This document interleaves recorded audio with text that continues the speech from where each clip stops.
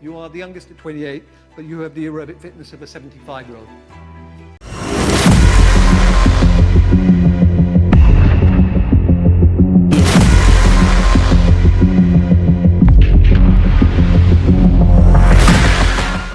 And today we're going to be talking about Channel 4's Michael Mosley documentary series with its rather grandiose title, Change Your Body in 21 Days. Now, to all those who didn't like what I had to say for the previous two Michael Mosley reviews I've done, I am going to be impartial as per normal, but it doesn't mean I'm not going to be critical where need to be. What I'm going to do is give you the knowledge and the facts, and then you can make your own decisions up. In the next 21 days, 5 volunteers are going to be putting their lives in my hand. I'm going to examine their lifestyle, their diet, and their levels of exercise to turn their health around. I think I've sat on my bum for way too long. Lifestyles are damaging their bodies and taking years off their life expectancy. They're already showing signs of increased risk of heart disease, type 2 diabetes, and stroke. Quite a pretty miserable future. I think it's important they act quickly and they act now. This show focuses closely on the health of 5 contributors who are seeking help for their unhealthy body state. Their health status vastly decreased over the COVID lockdown period of 2020. All the participants are overweight or obese and experiencing a range of health conditions: poor diet, reduced fitness levels, lack of energy, and failing gut health. The contributors are placed on a bespoke comprehensive health and fitness program that aimed to improve their body's mind in measurable ways. A range of key health markers covering medical, psychological and fitness assessments were done. Good link about not walking and potentially not being physically active, and I want to distinguish the difference between physical activity and exercise within the literature. So exercise is a planned, prescribed, not necessarily by a personal trainer, but could be by yourselves, way of exercising, of doing an activity. So like, for instance, this could be sport, it could be running on a treadmill, could be lifting weights, you get the idea. Activity is just generally not being sedentary. Walking, for instance. And walking is actually a very good exercise. Can be an exercise if done deliberately. Now, for most of us, especially over the virus year, have been less active than what we should have been. And even though we're going out and we're walking, we're in effect just making up for the amount of physical activity we would have normally done. So in the end, we're doing actually possibly even less, even though we're deliberately going out for an hour walk, for instance. Basically, our physical activity levels have dropped like a lead balloon. And this in the Western world, such as the United Kingdom and the United States, we have seen decreasing physical activity levels. So that year, 2020, was like a perfect storm in terms of preventing people from exercising or doing physical activity. Now, for many people, 2020 was a wake-up call. It was a wake-up call to themselves that actually, I need to get fit, I need to get healthy. I may not necessarily know how to get fit and healthy, but I need to get fit and healthy. And this could be for a number of reasons. Could be for health reasons, could be for mobility, could be for just improving your life circumstances. It could be the fact that you're seeing people die around you, seeing people die of COVID or obesity, and those who have obesity or diabetes or those things that are linked to obesity are more likely to die of COVID-19. An interesting fact though is that you've also got this other, and this is where context and nuance comes in, where if you're likely to be healthy or you're healthier, you're more active, you're more likely to then undertake the exercises once the gym or the area of fitness activity is closed. If you're naturally more sedentary, you're going to be more sedentary anyway, but just at home instead. With lockdown, I'm now working from home and I am noticing that I'm not getting enough exercise because of it, and I am feeling really sluggish and unhealthy. For some people, the journey isn't about six-packs. This, to some people, is not going to be achievable. What is achievable though is long-term health, and we start from here. And it's a journey, and that journey doesn't end. That journey ends with death. So we want to try and keep ourselves healthier for longer and reap the benefits of being healthy. Health is a lifelong venture, and it happens every damn day. And I know some of you are going to watch this and think, he's being fatphobic! No. No. This is not about this or diet culture. It's about a journey of health. It's about a journey of health, and those people on that program, by their own admittance and the admittance of their test results from their doctor, that being Michael Mosley, okay, slight bias there, have indicated that they are not healthy and that they need help to get to a healthier state, because at the moment they are not living a healthy lifestyle and they know it. We also got incidences of people having to work remotely from home, or because they've been told to stay at home, and naturally in the UK we spend vast majority of our time indoors, so now we're spending even more time indoors. And that has an impact. Having greater access to food. You go into the kitchen, you know the food's there, it's psychologically there. Bit bored, just have my hands down the granola box. That's a personal weakness of mine.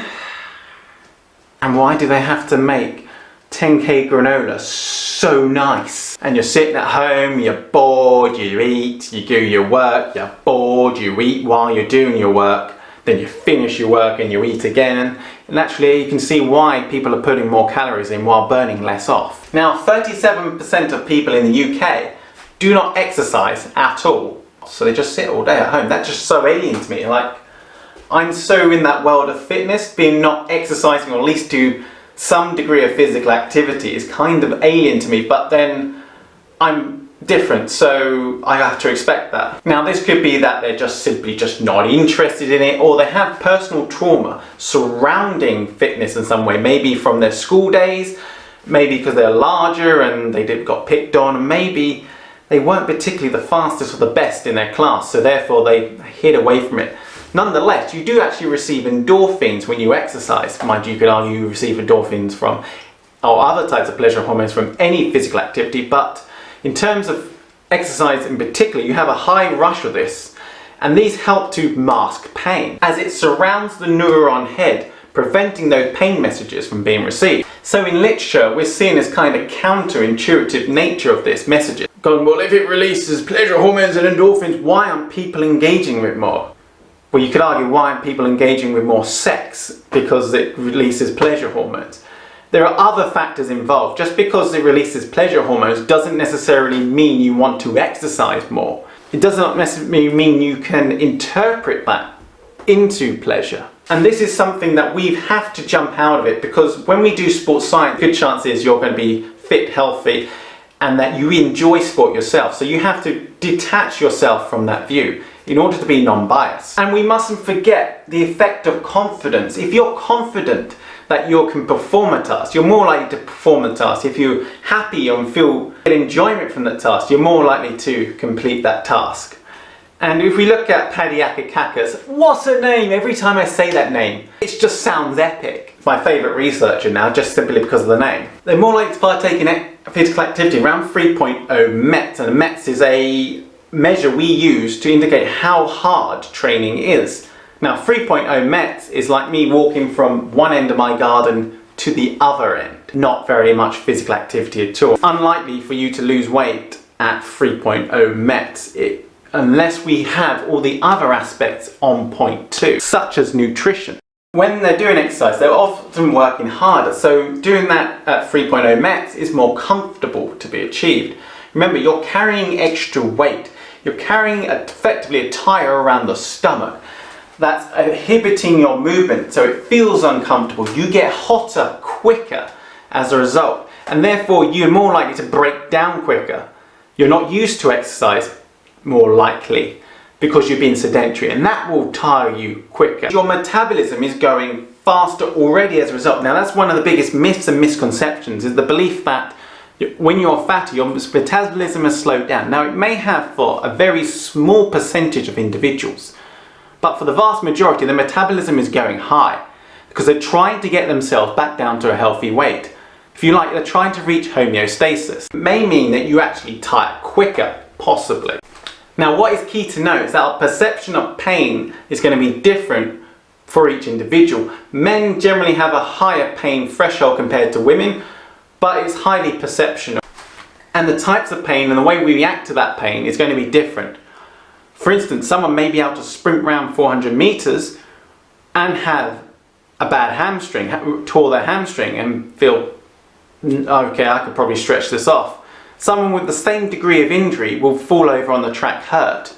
That's how much of an individual difference it is. Your mind also plays on that, the psychology behind it. Your brain can also play mind games on you, and that will affect how much pain you feel. Now, one of the big things he tried to promote, other than just doing physical activity and exercise, was the use of high-intensity interval training. And believe it or not, there is a difference between high-intensity interval training, or HIIT, sometimes referred to as maximal interval training, and intervals done at high intensity. Right, did I just say the same thing? No, you didn't, Adam. Continue. There is a difference. High intensity interval training are small periods of break followed by a long period of exercise. Now, a prolonged period of exercise doesn't necessarily mean like 30 minutes, an hour of exercise. It's short burst, fast, intensive exercise. Then you may take a 30-second break and then go again. So let's use Tabata as an example.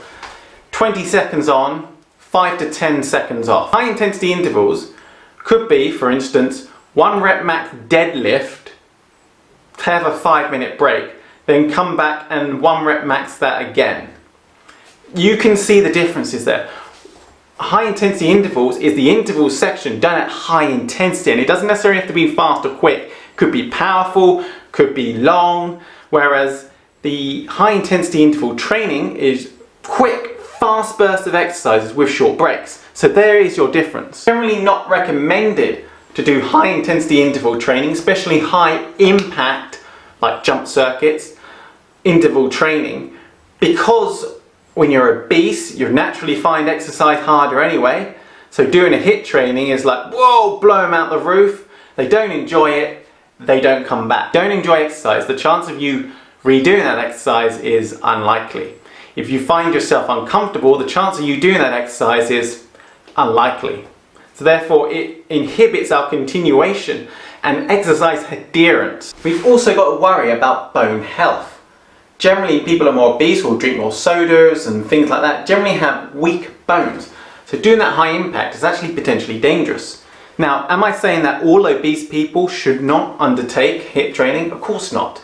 It's down to the individual. You just have to be aware as an exercise professional, as a health professional, that they may find it harder to do that exercise. So therefore you may have to put in modifiers in your exercises. We mustn't be biased, we mustn't stereotype someone and their chances of doing that exercise simply because they're obese. They may surprise you. As an exercise professional with an open mind, but bear in mind that they may have problems, they may struggle, and you adapt accordingly depending on that individual. No two people are the same, even in research. And the beauty about HIIT training is that it doesn't take long to do. A common misconception is that there isn't enough time to exercise. What you find with the vast majority of people when you actually do work out their times, and I've done this as a personal trainer, you realise they do have time, they just don't necessarily perceive it as being important. Say for instance, oh mum, I have to do this. Okay, but is there a time period where you can fit 20 minutes of exercise in? I believe so. What you prioritise, or you look at them and you think, well, you spend about 4 hours in front of the television a day. Could that not be cut down to include exercise? Could you not include your kids in exercise? And in my opinion, although I haven't got children of my own, you should want to live a healthy lifestyle because it promotes a positive message to your children. And if it isn't, what workarounds can we do to help you with your exercise? Could your husband, for instance, take your kids out for work? Could there be another way you could actually do your exercise?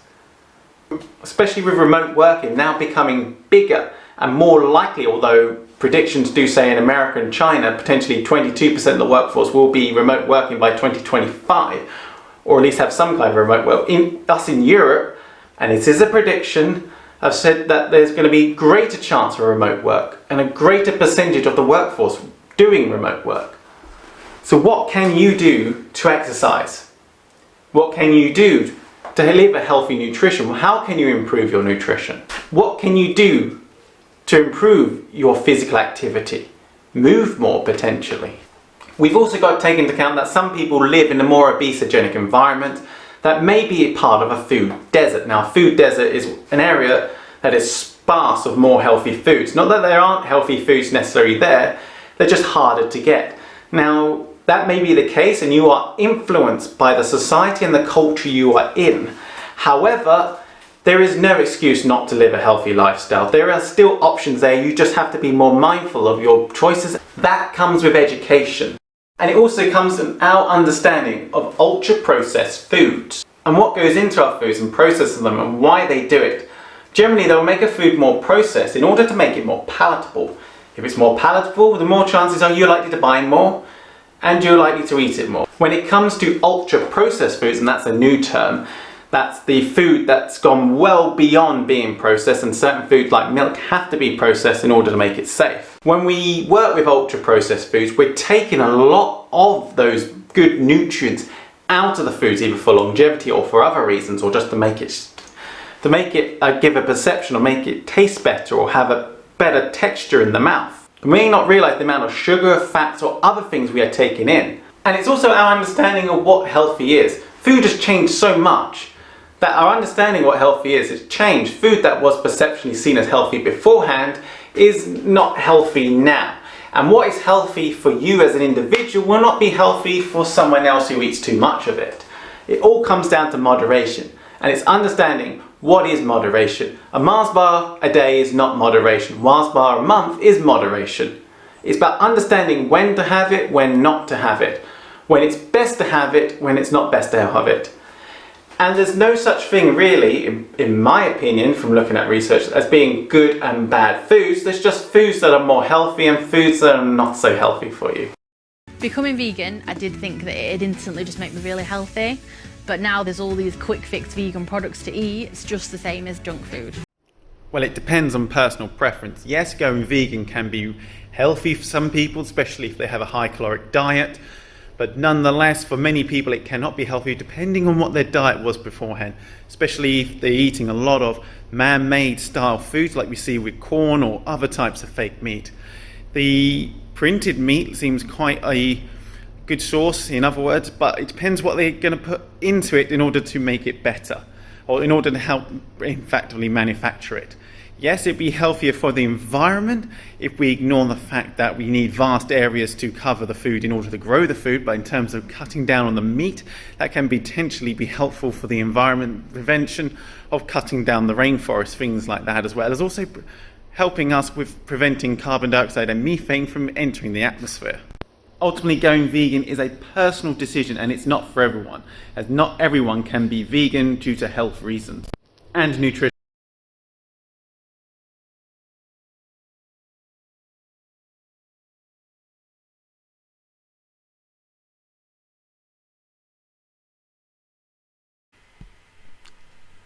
The production of 21 Day Turnaround was very similar to Lose a Stone in 21 Days, which was the first in the series. Well, really 1.1 because they revisit it later. Don't worry, the order and the show names get confusing. But what they did differently with 21 Day Turnaround was there was less like let's make a medical show that's health and fitness based and we'll try engaging with humour, which is not particularly Mike Mosley's strong point, and keep it massively more professional while trying to still keep the humanity of the participants at the core.